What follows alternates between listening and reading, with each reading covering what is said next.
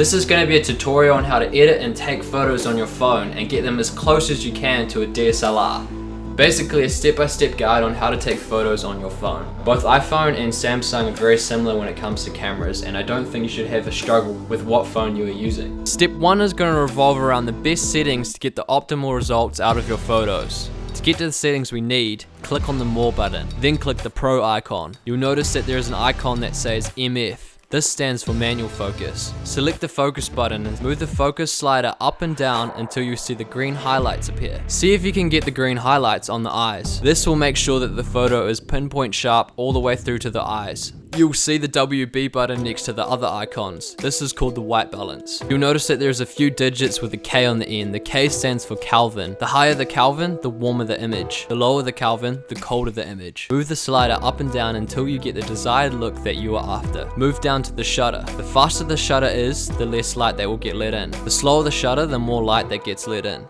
Have the shutter sitting on 50 or above if you are handheld with the phone. This will ensure that there is no motion blur in the image. You'll notice that there is a letter along with a few digits next to it underneath the shutter. This is called the f-stop. I'm going to set it at 1.5 so the outer edges of the image are blurry and the inside of the image is crisp and sharp. Lastly is the ISO. You want the ISO to be sitting around 100. This eliminates any unwanted grain in the photo. Step 2 is the weather conditions you'll be shooting in.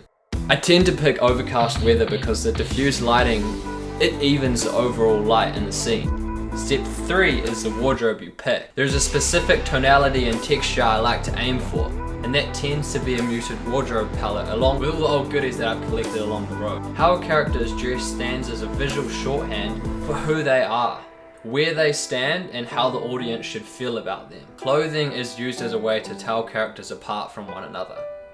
Final step is step 4. This step will revolve around what app you will be using to edit the photos in. The app I will be using is Adobe Lightroom Mobile.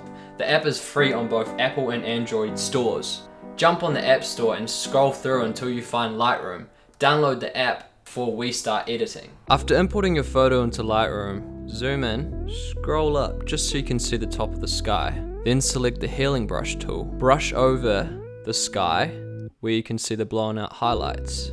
When I talk about highlights, I'm talking about the parts in the sky that are just really bright and just break up the evenness in the sky.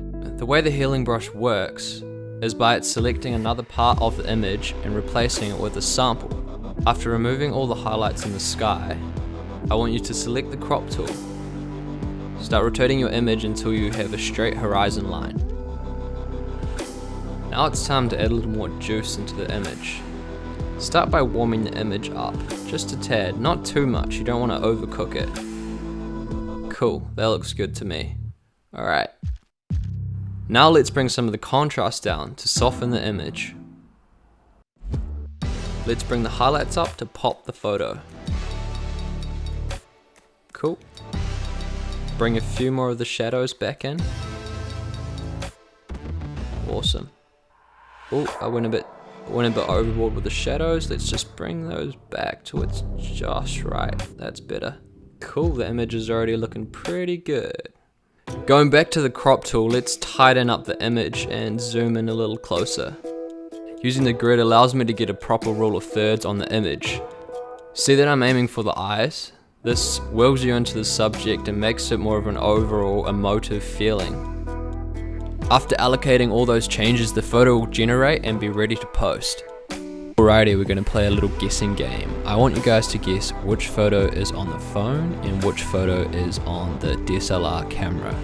After going through the first 3 sets of photos, pause the video and write down your answers. Then, once you've written your answers down, play the video again and let me know what answers you got correct.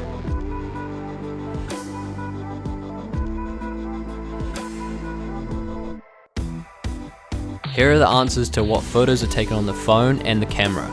If you guys got all of the images right, give yourself a big pat on the back. Hopefully, this video gives you a good insight on how to take photos on your phone. Knowing that your phone is a good ulterior option, I think that you should be set when it comes to picking a camera now. Let me know what you guys thought of this video, and maybe in the future I'll think of making a few more tutorials. And remember that this tutorial is my creative input on taking photos on your phone and DSLR. There could be multiple other ways of doing so. Anyway, I hope this helps, and I'll see you guys another time.